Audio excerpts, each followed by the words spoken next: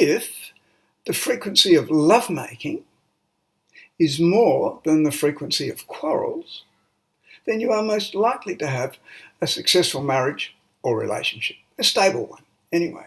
And that's what psychologist Robin Dawes worked out to predict the stability of marriages. More sex, less quarrels, you're going to be okay. So what's the connection of this to acting? Well, Robin had come up with a formula. She had come up with a formula to predict the outcome of a marriage based on the statistics. And that's what formulas do. Formulas help you maximize the value of your predictions. That's their use. So when an actor is sorting out what they're going to do in a scene, what they're doing is predicting, making choices that they predict will do the best job to deliver the story that they've been hired to deliver.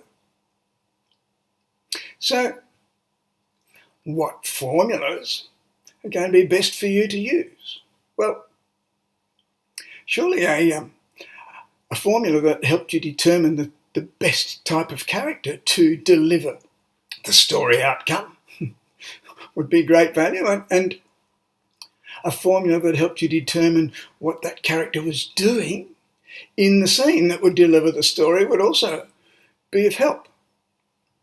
And a formula that helped you set yourself up to launch your performance into the scene would also be pretty useful, because if the foundations that you're launching your performance from are shaky, well then the outcome's probably going to be pretty flaky. And a formula that you could use when you've finished the performance to help you assess whether you did the job or not would also be pretty jolly useful, wouldn't it?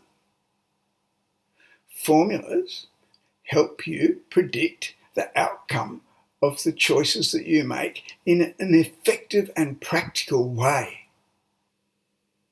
In last week's Friday Masterclass, 2 actors were working on a way-out contemporary comedy, and another 2 were working on an intense classical drama, Macbeth. And in an hour and 15 minutes, both those scenes were in very good shape, and we used the same formulas to work on both of them. So if you're thinking about where to start, then surely an essential element that you need to start on is working out what you want the audience to see, because it's a myth that if you say the dialogue and are real, the audience will get what the writer intended. There are many, many ways of saying a line that can can bring to it many, many meanings, and then the outcomes can be incredibly diverse. And if in fact you think that 70% of actors or more make the same mistakes when they go into the audition room, that kind of tells you that the traditional way that they make their decisions, their predictions as to what they should do in the scene, produce very erratic outcomes. So psychologists say that formulas maximize the effectiveness of your predictions. And they say that final decisions, the big decisions, should be made using formulas. And they're talking about auditors, pathologists, psychologists, business managers, organisers. Everybody should be using formulas to maximise their decision-making practice. And surely, if it's working for them, it should work for actors too. So what do these formulas do? What are they likely to deliver for you?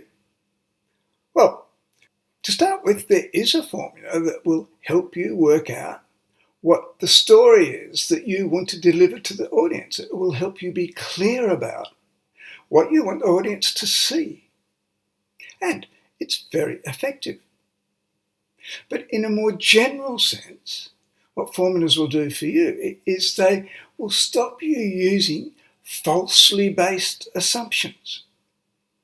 They will also stop you coming up with the cliche. 90% of actors make the same choice, casting directors will tell you. And in addition, they're a really efficient way of making decisions. And finally, and perhaps most importantly, they make sure that you consider the major, the most significant elements that are going to affect your performance. I mean, there's no point in fiddling around with the minor detail if you're ignoring, because that minor detail is going to have sometimes zero effect on the performance outcome. And if you've ignored a major element, it's going to have a big effect, and you can be in big strife. It's the important elements with the high percentage returns that you need to be focused on to be efficient. The little detail, working on the little detail, can sometimes on odd occasions be effective, but on the whole, working that way reduces the validity of your choices. So formulas are efficient, effective, practical ways of making decisions. And we proved that last week. They worked with a contemporary comedy and a classical drama. What more proof can you ask for? My recommendation for you is formulas are great value. Use them. And I'll be talking acting again next Tuesday at 5:45. Cheers.